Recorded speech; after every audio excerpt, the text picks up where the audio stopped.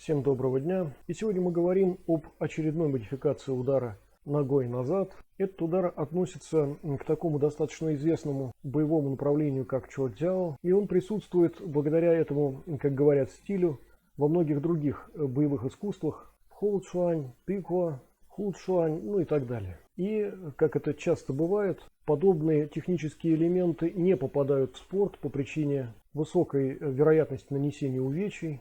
Поэтому вот в спорте, по спорте мы такие вещи не видим. Они остаются исключительно в сфере боевых искусств.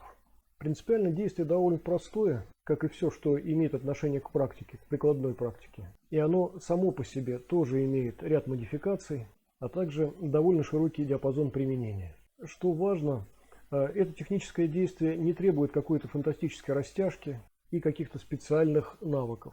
Хотя, конечно, требует хорошей скомпилированности с другими атакующе-защитными действиями, с хорошим представлением о дистанции и так далее. Выполняется он, кстати, на разных дистанциях, на сверхкороткой, на короткой, на средней и даже на дальней, если, конечно, вы уже хорошо достаточно поработали над своими шагами, умеете резко схлопывать дистанцию, ну и вообще хорошо чувствуете боевую обстановку. В уроке даны все необходимые рекомендации для того, чтобы освоить это действие. А каким образом вы это будете перевязывать и компилировать с другими освоенными вами техническими элементами, это уже, как говорится, на вашей совести. В этом уроке мы обращаемся, в частности, к такому удару, который никак не входит в арсенал единоборств и остается за рамками кругозора спортсменов. Зато прекрасно уживается в боевых искусствах традиционных. В частности, это действие пришло из такого боевого направления, как чжоу-цзяо. Как известно, это боевое направление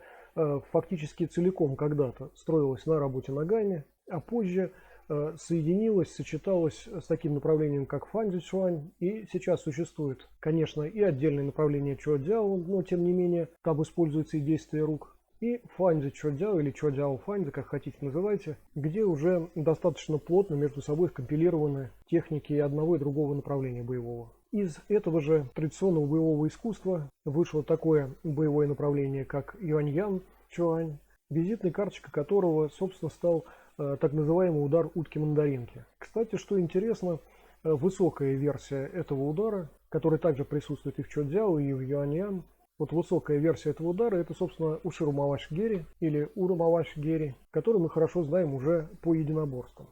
Но это отдельный такой узкий достаточно вариант этого атакующего действия. Это я постепенно подвожу, собственно, к теме этого урока. Так вот, удар, о котором идет речь, он обычно сопрягается с этим ударом утки-мандаринки и является его отражением. Знаете, вот как, например, в карате существует два таких взаимоотражающих, что ли, удара, да, маваш-гери и ушир-маваш-гери, например, да. Ну, условно, они противоположны, так же, как микадзуки и урмикадзуки. Одно является инверсией другого. Вот для удара юань-ян также существует своя инверсия. Это обратное действие, противоположное по траектории, по характеру, но, конечно, не по целям, да. И этот удар выполняется опять в полный диапазон, от голени до макушки. Начинающие его выполняют обычно там не выше пояса своего противника, а ребята, продолжающие, вполне способны выполнять его вообще и на любую высоту, и на любую глубину. В классике, конечно, это действие, чжоу-цзяо я имею в виду, выполнялось в стопу и голень противника, реже в бедро. Но в итоге на сегодняшний день выполняется и в паховую область, и во все области, относящиеся к спине противника, и в шею, и так далее. О том, где найти этот урок, внизу в описании к видео. Там же масса полезных ссылок на ресурсы, содержащие информацию о боевых искусствах. Не забываем подписываться, делиться, ставить лайки, писать комментарии, жать колокольчик, чтобы ничего не пропустить. Подписываться на ресурсы, обозначенные внизу. Переходить на плейлисты этого канала, чтобы легче сориентироваться в тех темах, связанных с боевыми искусствами, которые вас интересуют. А я вам желаю хороших тренировок.